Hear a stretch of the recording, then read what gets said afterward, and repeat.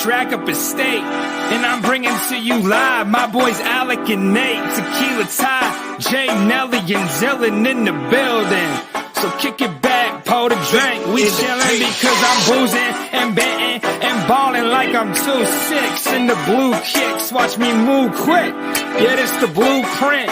So who's getting involved? Welcome into the show. This is Booze, Bets, and Ball, baby. And welcome back to Booze, Bets, and Ball, a Penn State football podcast brought to you by Big Banter. And Nate, we got the first game week preview show of the year. Very exciting. I know we got a lot to get into. We got a great guest to break down West Virginia a little more with us, but we got to start with some other news, which is that Landon Tangwell, the projected starting left guard, medically retired this afternoon on what's today, Wednesday? Yeah, on Wednesday afternoon. He had been kind of MIA where he wasn't seen at practice. People were asking Franklin about him, and Franklin gave, the company line, so to say, of the bumps and bruises. And then it got a little weirder because Drew Aller bought all the offensive lineman headphones, and he wasn't in the picture with the whole group, and that kind of raised some eyebrows. And then, what was that, Monday night? Trotwine, the offensive line coach, had the whole group over for like the end of camp or start of the season, whatever it is, meal. And he wasn't in that picture either. So there's a lot going on there. People were wondering what was happening, but it turns out that he's done with football due to, I guess, a couple injuries. I know he missed time last year with something he did in warmups in the Michigan game or whatever. So there's been a couple different injuries for him. Yep, that's the way it looks. I guess we ought not speculate, but you can go on Twitter or the boards and see what people are saying about it. Whether it's right or wrong is up to you to decide. But feel really bad for him, right? He was a super talented kid coming out of high school. Played some in his first year in 2020. Was looking poised to be one of the anchors of the interior line now, and unfortunately has to retire. As you see, I feel like more frequently now than you did in the past. Yeah. Many guys retiring for various reasons early. It's very sad. Yeah. Jesus, Justin. Tyler pointing out that it looks like it was a torn rotator cuff last year. Yeah, that was his injury. I think Penn State this year has the depth on the offensive line to maybe manage the loss of Tangwell. I think next year is where the problem might come in with losing 4 starters already, due to graduation. So next year, I still think it's a problem this year, but next year I think is when we're gonna be like, oh man, this not having him really hurts. Yeah. So at the press scrum today, Franklin said that JB Nelson has stepped up and is the most physical lineman on the team right now. So that's a good sign. He is the one who will immediately take over for Tangwell there. So you're looking at a guard rotation of Sal Wormley, JB Nelson, and then Ione, I guess, and then you have Alex Birchmeier waiting in the wings potentially, and he could maybe pull a Tangwell and play this year, right? He is a super highly touted recruit, just like Tangwell was. So you never know what's going to happen, but you feel better about it this year than you would any of the previous 8 or 9 years, I think. That's for sure. Tough blow, definitely. Tangwell was really into Penn State, especially when he was a recruit, very outspoken about Penn State, especially against Maryland. So that stuff was always funny. But sucks for him. But unfortunately, we got to move the page here because it's game week. West Virginia coming to town. So we have an awesome guest today, Mountaineer Paul from the Mountaineer Paul Talks College Football podcast. Paul, how you doing, buddy? Doing good, guys. I really appreciate you having me on, and really appreciate the breakdowns you do. Respect guys that know ball for sure. Thanks, man. It's good to talk to you again. I got to do a preview show on his channel last week for this game, so I'll put the link for that down in our description box. So we're gonna dive into some things here. Nate, nice little setup here on the preview of West Virginia. 5-7 last season, kind of the hot seat for Neil Brown. We'll get into that a little bit. So obviously 7:30 primetime, first NBC night game with the new Big Ten TV contract. That's gonna be a lot of fun. The over/under on wins this year for West Virginia set at 4.5, which we'll get on that too. It's a little low, but Paul, just to start here, what is the consensus kind of thought with Neil Brown heading into this season? He's the ultimate culture guy. He fits in so well to what we are, how we feel as West Virginians. He's a guy that played at Kentucky, is from that area, understands what it is. He understands coal miners and families and how, the struggle that a lot of West Virginians live, and really tries to empathize and sympathize with that. He nails it from a press conference standpoint. He nails almost every press conference he's in. He's very well spoken. He's very he's detail oriented, almost to a fault. He eats the same thing for lunch every day so that he doesn't have to think about what to eat for lunch, and he can focus on football. It's just real stuff.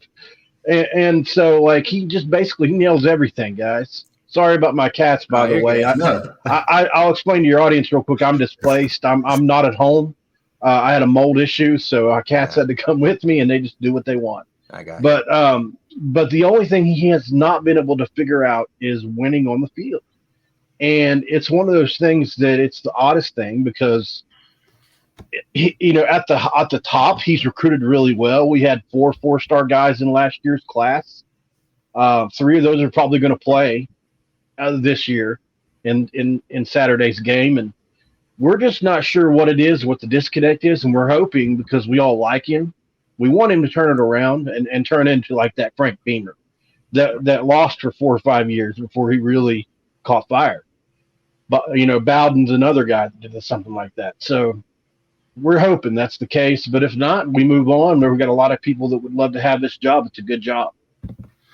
He won 10 or more games the last 3 years at Troy before coming to West Virginia. So how much do you and I don't know much about Neil Brown, frankly, or the style of offense that he runs or whatever the case is, but how much do you think of it maybe is moving from the Sun Belt to the Big 12 being an adjustment period for him that just he hasn't been able to catch up with yet? You're onto something. I think, when you're in the Sun Belt, you have a certain type of player and you plug them into your system. And I think what they didn't do when they came to West Virginia, they didn't scale that up enough. Mm-hmm. And I think they really tried to settle for less in certain situations. And they felt like as long as they were the type of player they need, that it would probably fit the system and it would go just like it had, because he beat LSU at LSU on the road, which is almost impossible to do. He went to Nebraska in Lincoln at Troy and won that game. So people thought, well, he can win the big game. He beats Power 5 opponents with lesser talent. What in the heck could he do at a place like West Virginia that historically wins with 3 and 4-star players? Yeah. And it just hasn't worked. Defensively has been a different story. This last year was the only bad defensive team we've had since he's been here. Offensively, it's the zone running scheme, obviously spread, Big 12, high-powered, open offense with a lot of screens and a lot of deep shots, right? And we West Virginians don't feel like that fits us historically. And you look at Major Harris and Pat White and even Skylar Howard, and that's how we feel we should be represented. And we're glad that he's moved more towards the mobile quarterback for sure. Yeah, the Pat White, Steve Slayton era was one of my favorites in recent history of college football. It was so golden era, such a golden era for us. Yeah. So speaking of offense, then I guess we'll dive in. I'm gonna have to blow this up a little bit, but I got this off our lads, so this might not be totally accurate. You could, I guess, correct it if they do have any mistakes here. Let me take the banner off so you can see the bottom there. But this is what they have as the projected starting offense, or the 2D, so to say, I guess, with the West Virginia offense. What are some strengths here, some question marks, some areas you think might shock people with an improvement from last year? Well, the offensive line is the strength of the entire team. And there's 4 former freshman All-Americans on this team that start. There's 2 current All-Americans on this team, and center Zach Frazier, who you can argue top 100 player, probably a top 3 center in the country. Wyatt Milam, who you guys obviously recruited heavily, James Franklin commented on this himself, is a guy that is probably going to be a draft pick, somewhere between that 2nd and 4th round. He could obviously do better than that. It all really depends on how he plays this year. Doug Nestor is another guy we think is going to be drafted. And then it's all really talking about Tomas Rimac, who really came on strong last year, became a freshman All-American. We'll see how he plays coming into his first 4 years as starter. And then obviously Brandon Yates, who was a former right tackle that's trying to slide in and play guard because Doug Nestor is just better at the right tackle spot. But this team has a chance, as far as the offensive line goes, to really be a top 2 or 3 big offensive line in the Big 12, maybe a top 20 offensive 10, 20 offensive line in the country, and a team that can pose problems for any team if they gel right. I would certainly say that's a strength of this team, and also the running back room. Yeah. Doug Nestor, Penn State was on him pretty hard too, right before he went to Virginia Tech. So, Paul, a lot is being made of C.J. Donaldson being kind of one of the more dynamic players in the conference, if not the country. Talk about what you expect out of him, what he brings to the table. Yeah, man. The first show I ever did was his high school coach, Gulliver Prep, Florida. And Travius Lathan and Donaldson went to school together, who Travius Lathan will probably start at will linebacker. Okay. And so I had him on to talk about those two guys before they ever played a snap at West Virginia. And it's interesting. You know, he played tight end / wide receiver in high school. He was the focal point of their offense. And I would say 2 weeks before the Pitt game, they saw him returning some kicks and said, holy crap, this guy's got some wiggle to himself. Let's put the ball in his hands and see how he plays behind the quarterback. And they did that. And he digested it and was ready to go and broke off a 56-yard run in his first ever carry as a running back live against Pitt. And I think a lot of people got hyped off of that, and he really played well in that game.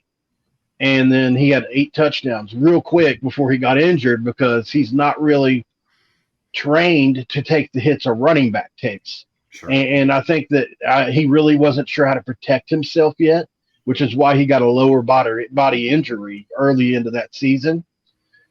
We expect him to possibly be the best back in the conference. And I think a lot of us are really bullish on him and his abilities. 6'2", 240 pounds. He touches 4.5 in the 40. He's got wiggle.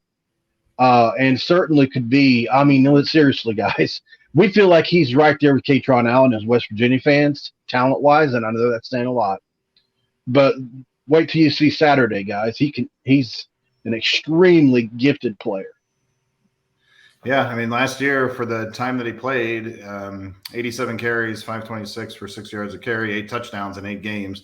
Had 104 against TCU, which was a pretty damn good defense last year. Yeah. So, yeah, I think he is the one that Penn State is concerned about, right? At least Penn State fans are fairly concerned about. And behind that good offensive line that you mentioned, that's saying a lot. Yeah. Yep. And right behind him also, Jalen Anderson is a guy who was a 4-star recruit coming out of high school. He's a guy that really could challenge CJ. That's how good he is.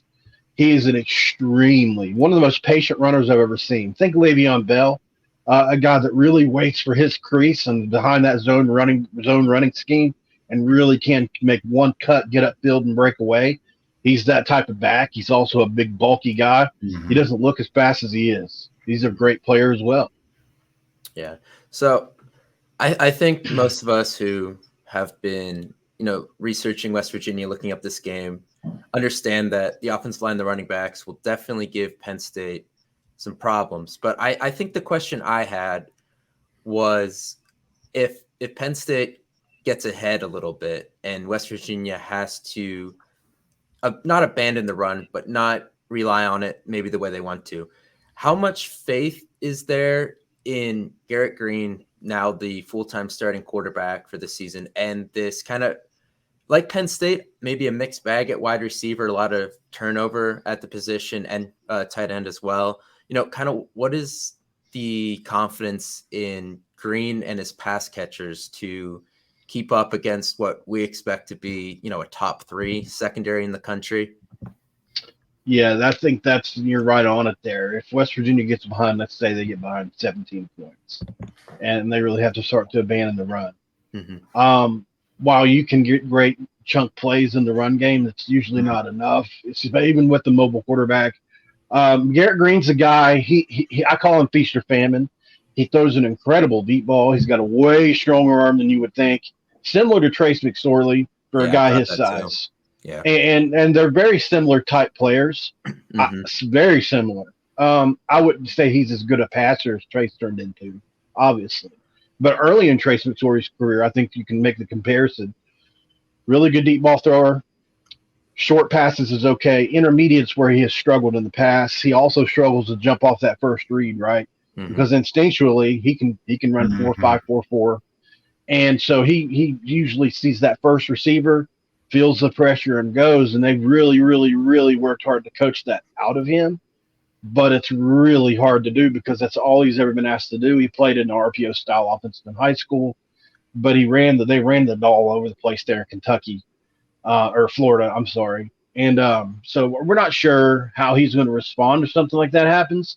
I would say that the pass catchers all being brand new doesn't instill confidence in us for that. Right. We do expect couple of these guys to break out, and especially a couple of the freshmen that that you guys probably are aware of, especially Rodney Gallagher. Traylon Ray's another guy that was a 4-star guy on 2 of the 3 major sites that a lot of people haven't talked about that had probably the better camp of the 2, which is pretty amazing considering that they're expecting a lot of Rodney Gallagher. Those are 2 sneakier picks. But I think what they're going to really rely on is Cole Taylor, tight end. He's a 6'7", 260-pound receiving tight end. He's not a blocker. And he transferred in from LSU because they have All-Americans in that room almost every year. And so he just saw his path to playing time at West Virginia. He's just not an All-American, at least yet. But he's a guy that I kind of expect him to be in that 25, 30 catch range by the end of the year. And I think he's going to play a factor in this game as well. Nate, you got anything else on the? No, that's super good. Right. I know. I'm very worried now. As a matter of fact, Paul knows everything. Yeah, very good. Yeah. All right, so let's move on to the defense here. I think this is maybe the side where there might be more question marks for West Virginia. You see, if a name is in yellow, it means they're an incoming player either as a freshman recruit or a transfer. And as you can see, there's a lot of yellow in that secondary. So I know it was a group that struggled last year, only 4 interceptions on the year, which for us, a team that was used to Jair Brown, a safety, having 5 interceptions a year, like we couldn't even fathom, I don't think, that number. But I see, they brought in a lot of guys to try to fix that. Lost 2 big names up front, obviously. Dante Still's the big one. Yeah. Probably one of the best D linemen. I know we recruited him, actually. So one of the best D linemen I know came out of West Virginia in a while. And then, Jefferson transferred to LSU as well, the other D lineman. So to be a second stringer. Yeah, that's a tough break. So a lot of new things up front in terms of guys just sliding into starting roles from being backups, and then kind of a lot of new faces brought in to fix the secondary. So I don't know where you want to start, but just kind of your overall thought here and what's strong, what's not. Well, let's just go back just a little bit. 3 of the first 4 years, Jordan Leslie as the defensive coordinator had top 50 defense. 2020, he had a top 5 defense. 2021, he had a top 25 defense. Last year, we're not sure if it was an exception or the rule, but we lost 19 guys, majority on defense, to the transfer portal. And that's because the Country Roads Trust, which is much more established now and one of the best in the country. West Virginia pays its players now. Yeah. Unfortunately, was not established, and we lost guys off that All-American defense. We had 2 guys in the secondary that were All-Americans. One went to Auburn, the other one went to Georgia, and started both places. So, we lost a ton of players. So we're not sure if they've got their guys into the system like they had before. But to break down this team just a little bit on the defensive side, Sean Martin is obviously the leader up front on defense. He's a guy that he's not elite as a pass rusher, but he's really good. And he's not elite as a run blocker, but he's really good. And so it makes him really good because he's good at both. And you can't sleep on him either way. And he's a big guy, 6'6", 270 pounds, and really plays the run well, plays the pass well, like I said, is a guy that you really have to watch, and most people look to and say is their best defensive lineman. And then it really kind of gets a little bit blurry. Jared Bartlett's been the starter at Bandit for it seems like 4 years now, guys. He had one game against Virginia Tech. He had 4 sacks in that game. And he's really never broken out since then. He's a freak athlete, really, truly.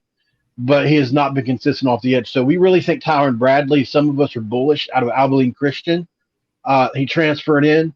We really expect him to be a really good player off the edge. And I think James Hurd at the Bandit spot behind by the end of the year. Probably not so much in this game, but James Hurd at this point, the 3rd string Bandit, I think he's going to be a freshman All-American there. He's a 4-star guy. He was one of our 4-star recruits in this last class. I really feel like he's going to be a freshman All-American. That's just my opinion.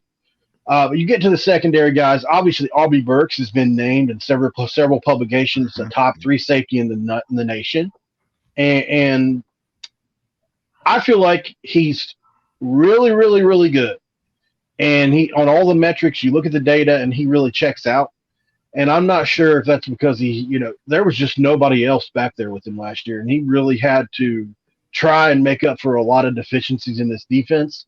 And I'm curious to see if now that Anthony Wilson, a guy who had 100+ tackles, transfers in, can he help that safety spot right next to Aubrey Burks just a little bit? What I worry about is the matchup with Theo Johnson. Obviously, this kid's 5'9" and got 100 tackles. He's a great run support guy. Not really sure how that's going to happen. And then at corner, guys, it's really – we're not sure how it's going to work out. We've got a few guys that played last year that they say have gotten better. We've got our converted receiver, Andrew Wilson-Lamp, who a lot of people were excited about there. That's going to be one of the starting quarterback slots.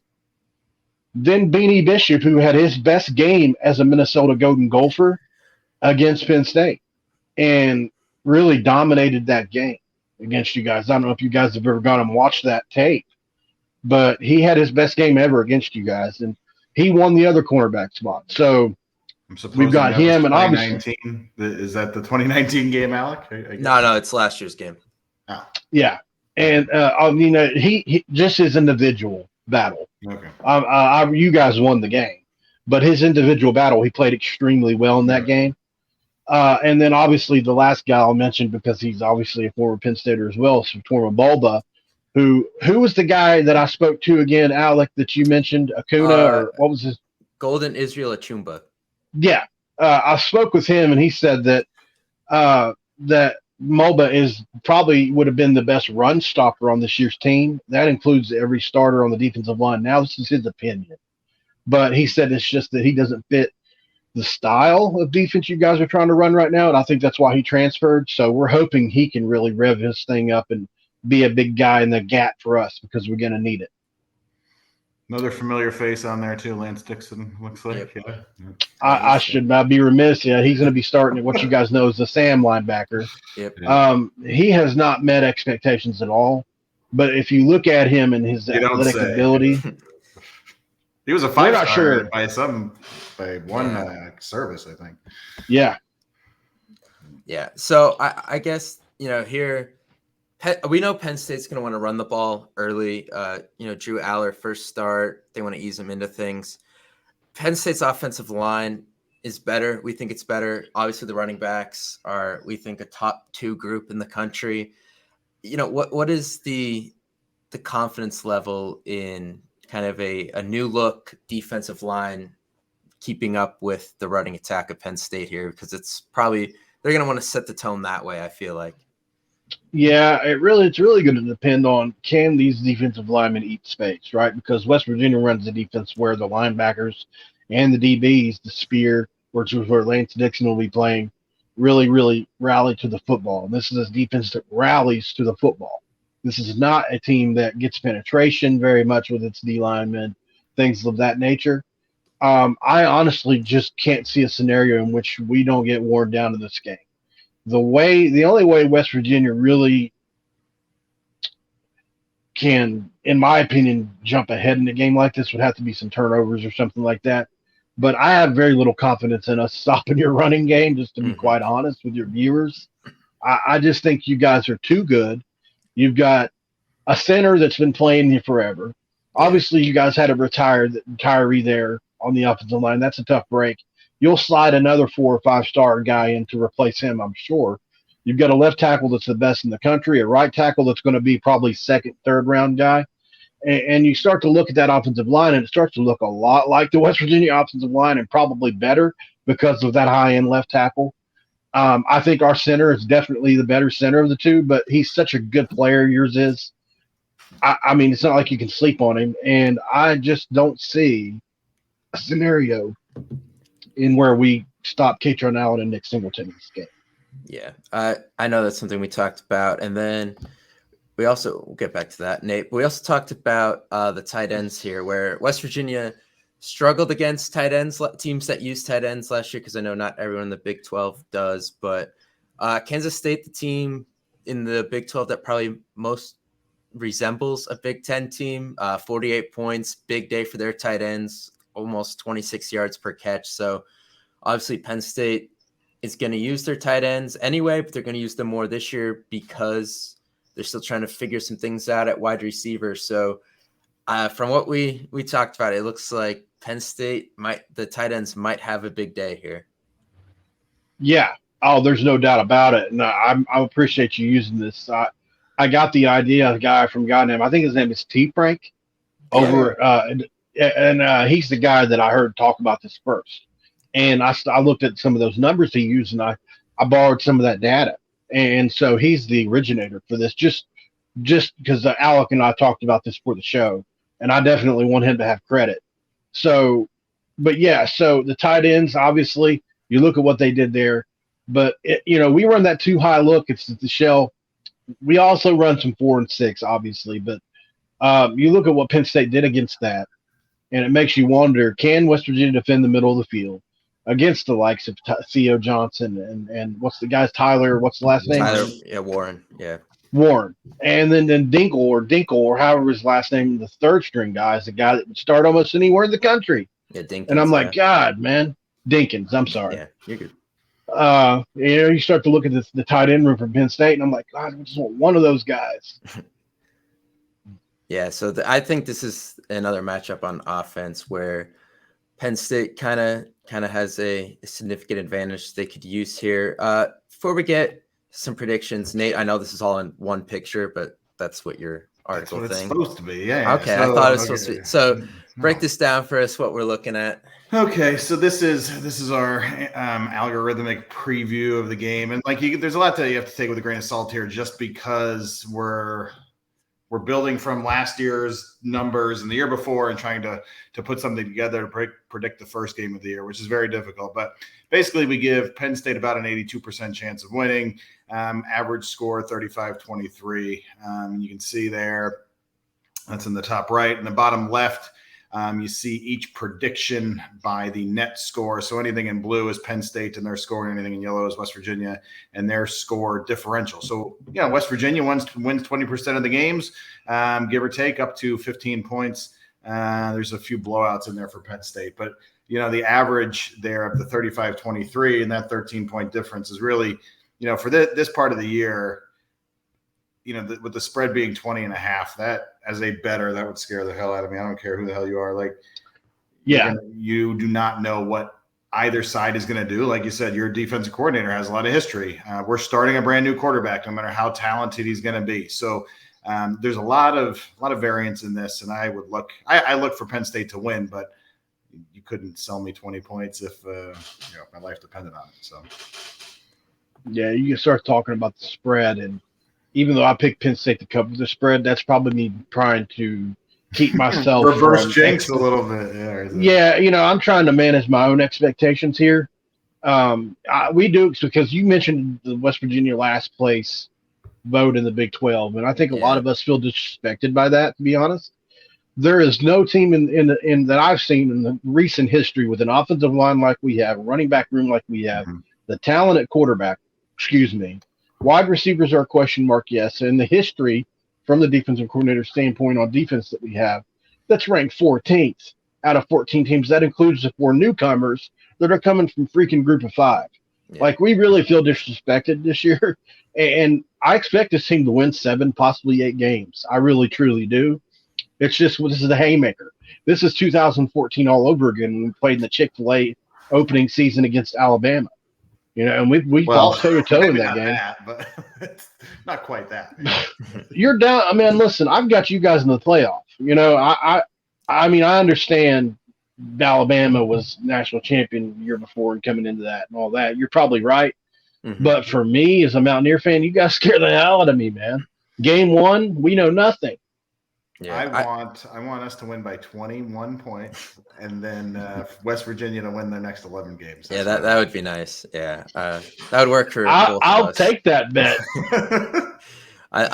So the one thing I will say is with, like you just mentioned, being picked 14th out of 14th, and I saw the thing where Garrett Green was ranked dead last among FBS quarterbacks. Yeah, I did a video on that. Yeah, That's that.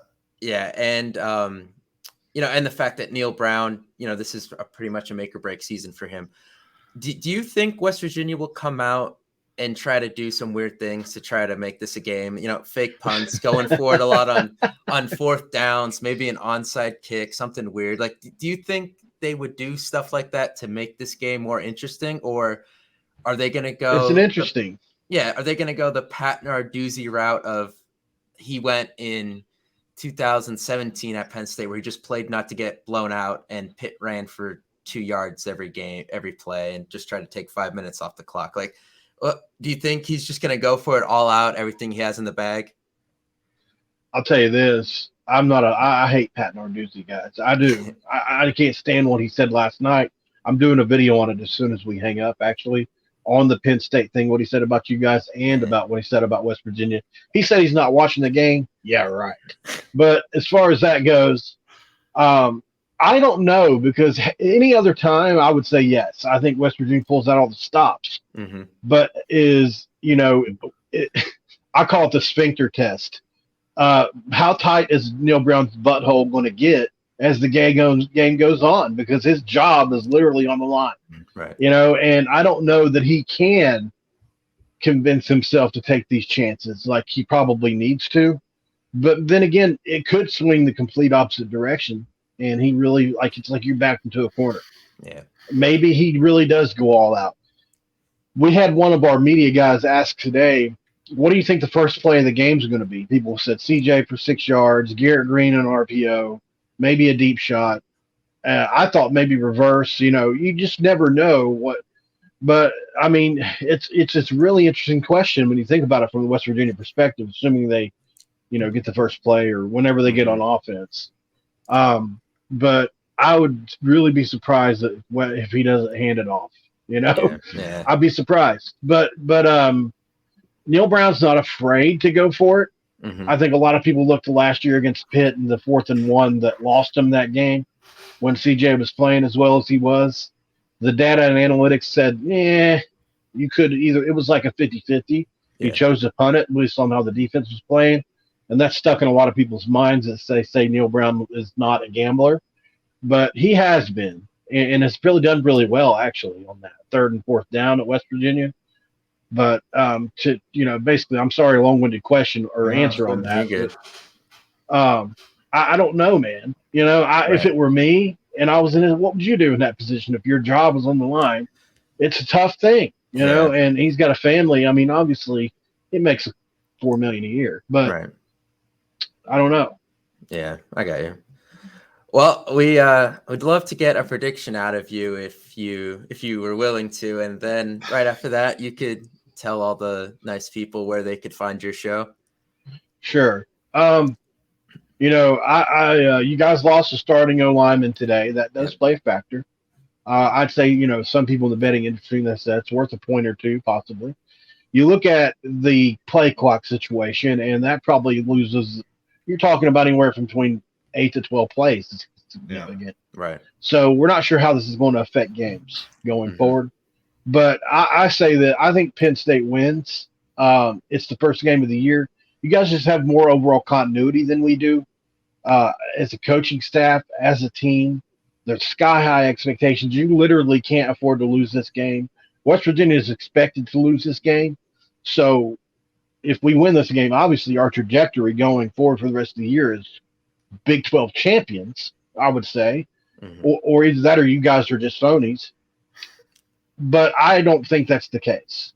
Everybody that studies it says Penn State is what they're ranked, a top 17, probably a playoff team, and they're not the third best team in the Big Ten. I don't believe that. I think it's Michigan, you, then Ohio State. But at the end of the day, I think Penn State wins handily, 30 points.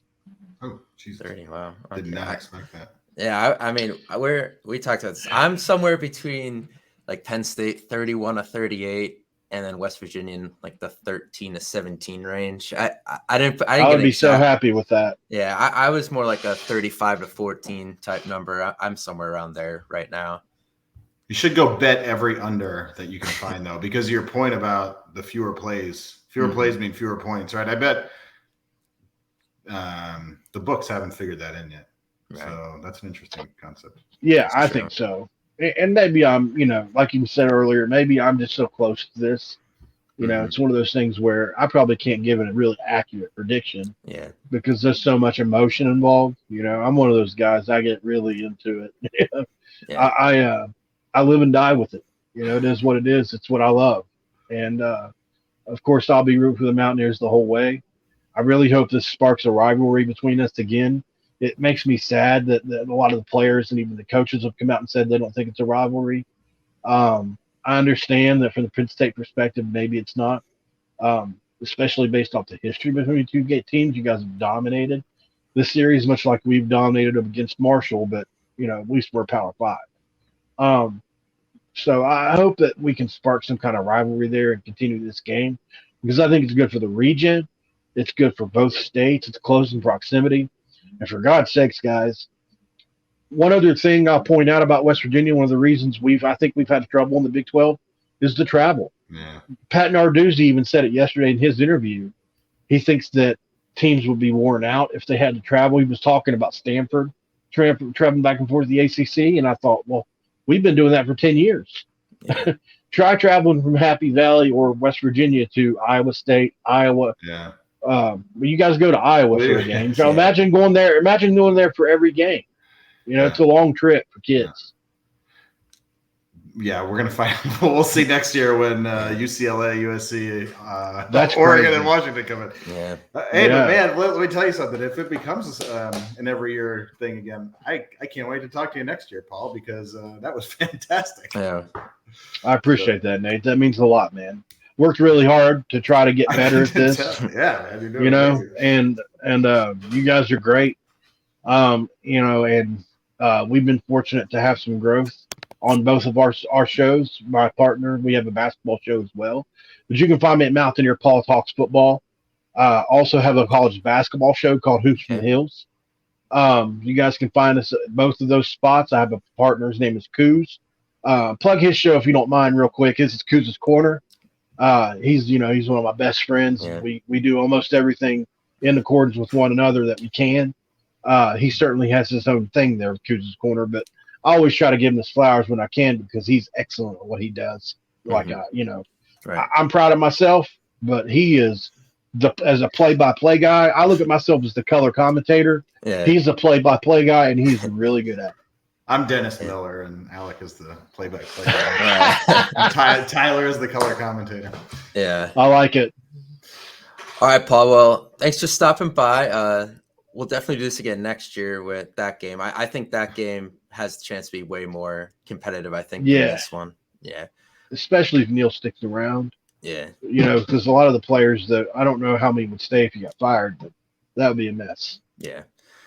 All right, man. We'll talk to you soon. Thanks again for giving us some insight there. It was great talking to you. You as well, guys. All right. All right, Nate. So we have that was good. Dude, that was very impressive. Good job. Yeah, man. we have a lot to get to here. Let me get to our right slide here. We have to bring on this ding dong. Hi, Tyler. Hey. All right. So before we get to the drink of the week, I know there was something we wanted to talk about, and that was that offense coordinator Mike Yurcich is now going to the booth after the first 2 years he was at Penn State. Did it from the sideline, and he did that with, I know the first years that he was there, obviously it was a new offense for everyone, including Sean Clifford, but I'm talking about a guy who was on the sideline with a fifth, and then when he was a 6-year starting, or not a starter, but in college for 6 years guy. And now he is a true sophomore, first ever starter, and he's up to the booth. I know, what do you make out of that? I know you were the one that was really into this kind of conversation. Yeah, I mean, we're a little late to the party now since it's been out a couple of days. So a lot of the coaches and other people talk about it, but I think a lot of people are kind of spot on with the whole perception of what this means. Mm-hmm. Exactly what Franklin says, the best place to call a game, if you ask any offensive coordinator at any level, is up from the booth. Just being able to see the whole field, how certain players are aligning, specifically the safeties will give you the most tell in the coverages.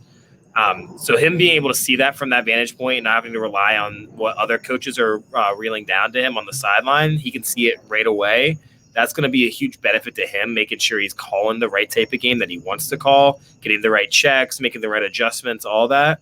But I think this also speaks a lot to what they think of Danny O'Brien, who's now usually what a lot of people are saying is the unofficial quarterback coach, because he is, I don't know exactly his age, but he's older for a GA. He's been around a lot of programs, a lot of teams, has a lot of experience. So he's a great guy to have on the field and have someone that Drew can talk to. Drew can talk to it until they announce it, I guess. But he can come off and he'll have that on the field talk. Plus, it's underrated that Sider was a college quarterback. So he'll be able to offer his own inputs. So overall, I mean, I think it's a good adjustment, but I think it's one that we're going to have to watch and see how it plays out the first couple of weeks. If it goes to shit in the first 2 weeks, could easily see them going back to what they had before. Yeah. But ideally, this is how they want to do it, and I think it's going to be interesting to follow. Drew can still talk to Danny O'Brien while Bo is leading them down the field, too. So exactly. That could happen. Yeah, James Franklin is yet to name a quarterback, although it was pretty funny. Was that Tuesday? He had a press conference, and he's like, yeah, I'm not ready to make that decision. And then Kalen King's media availability was right after Franklin, and he comes out and he's like, yeah, I'm really excited to see what Drew does this year. So that was pretty funny, but yeah, that is where we're at with that. I don't know what Justin is doing. All right, he has like 4 different things open. All right, so game weeks are back, so the drink of the week is back. So let's get into what you have for us this week for our first one of 2023.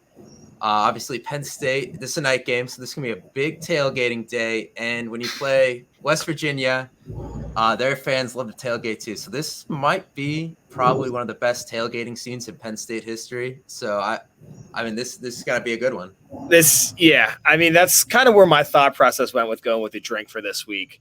One, I'm very excited to do this again this year. I thought it's a good idea for game days of just having a drink that we can go and celebrate too as a group here.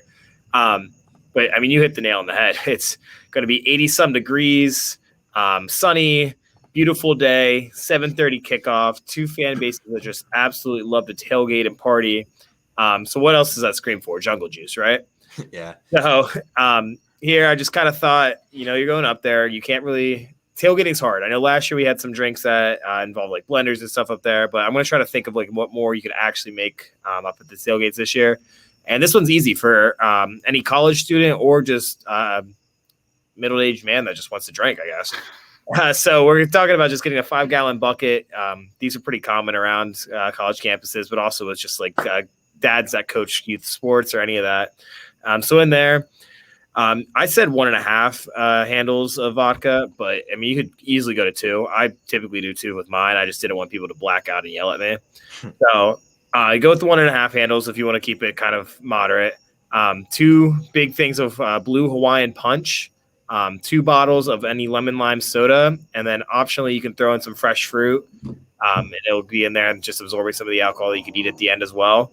But just give that a big mix, and it's super simple, super easy, and you'll have a shit ton of alcohol to drink all day. What is your preferred vodka, Tyler? I might ask. So this is a hot take, I guess, but I think all vodka tastes the same, to be honest. So I go for the cheapest one. It's not tequila. It's not anything else. Those I'd go a little more higher ends, but vodka, just that stuff's all the same. Yeah, so we're not putting any of those like flavored vodkas in here. I know that who's that dude on TikTok where he like makes it in his sink and he put in like That dude, I just saw him. He put in yesterday. like 45 different types of vodka flavors. And He made this yesterday, this same thing, and he started with a bottle of Everclear, and then it was like 2 bottles of vodka and a bottle of Malibu or something. Oh my god! Yeah, I mean, this is just a drink I'm thinking of. Way to ball on a budget for a college student or any cheap tailgate, but you take a ton of alcohol that can be shared around. And honestly, Penn State scenes, people hop around tailgates that they don't even know the people at. So this is a great drink. It's like, hey, try this. Take half a cup of it, and they're gonna feel it, but also it's gonna taste decent enough that you're gonna only drink it.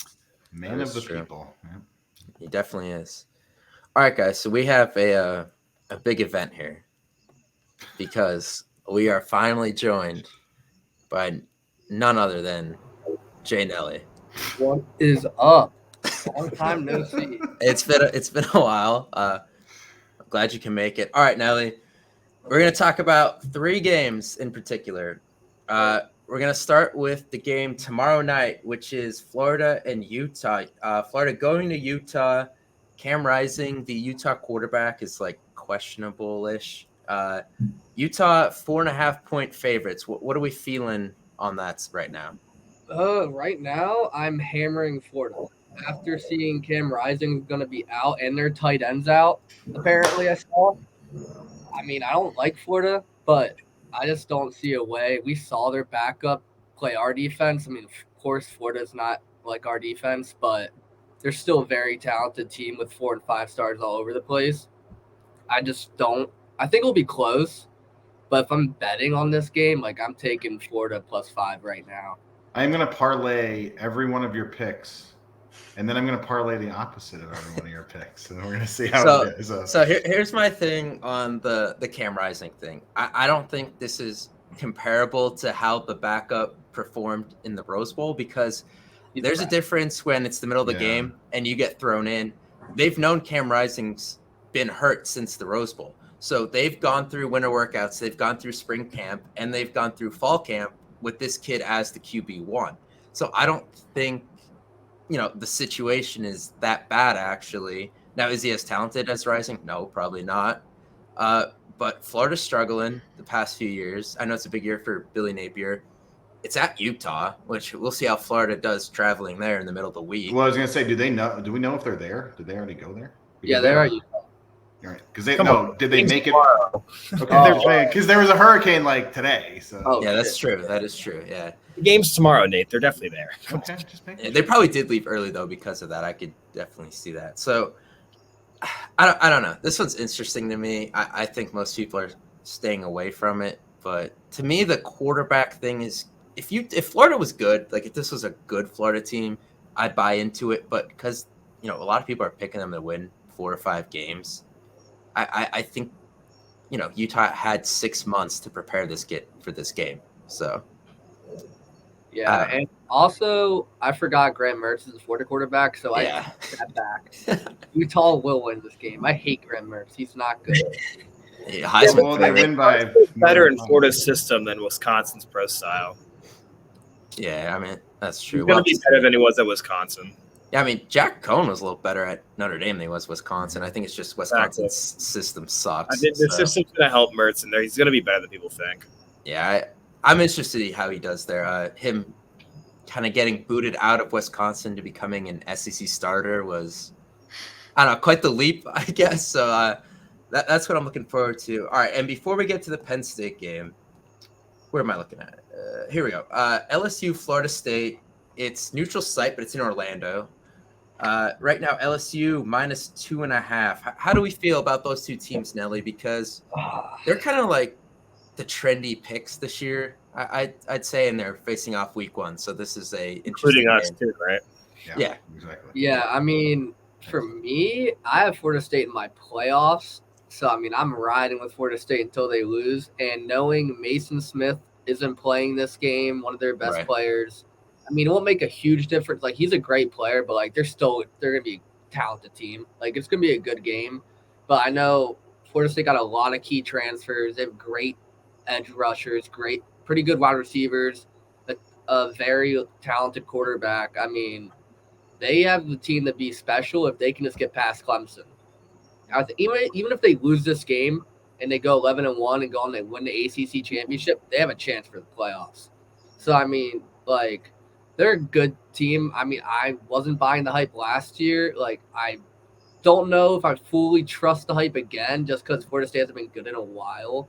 Mm-hmm. But I think Florida State will win this game. But by 5, was it 5 or 2.5? No, two and a half. And they're mean- getting 2.5, right? So Oh, Yeah, LSU's money. Yeah, LSU's giving that. I mean, I'll just take money line 2.5. Like, it's money line. Yeah. You ain't losing by 1. You most likely. So like, Yeah, I was watching Cover 3 podcast of the day, and I think they said anything under 4 in college football is just like a waste of time. Like, just go money line at that point. So, yeah. And then finally, Nelly, I'm gonna let you pick here the Penn State game, and then I'm gonna let Nate and Tyler make their decisions because we have to wrap this up in 4 minutes, or we go over another hour of podcast time, which I'm not doing. So, oh wait, for Penn State, West Virginia. hurry Yeah. up. I mean, I have us 38-10. all right, so you got it covered. All right, Yeah, fair enough. it's not going to be close. They're not a good team. I mean, honestly, it's a big test for us just for the run game. If we can stop the run, I will be very trustworthy in this team, which probably isn't good. But if they can stop the run, I will be very excited for the season. All right. 31-17 Penn State. Sorry, All right. I'm going to go now. Sorry, 31-17. Don't cover. A little bit of jitters to get out first couple of drives. Give me 41-13. I think Franklin's out to make a statement this year, and he's going to keep the starters in long. Yeah, I do think Franklin wants to make a statement. Paul talked about there's a lot of like former Penn State guys on this team. I think Franklin wants to send a message to some people over there, especially Devin Carter, the whole transfer to Penn State commit, and then like flip 3 days later to West Virginia. So I think if Franklin could make this a blowout, he will. I'm going to go down the middle. What would I say, like 35-14? I was in there. So I have the cover by a little, like half a point, but yeah. All right, so that's going to do it for this one. It was nice to have everyone back. Penn State plays Delaware next week, so I don't know what the hell we're going to do for a preview. But yeah, we'll be back at some point next week to break down this game and then do the Delaware preview in that too, because that's not worthy of 2 videos in my opinion. So we'll talk to you guys then.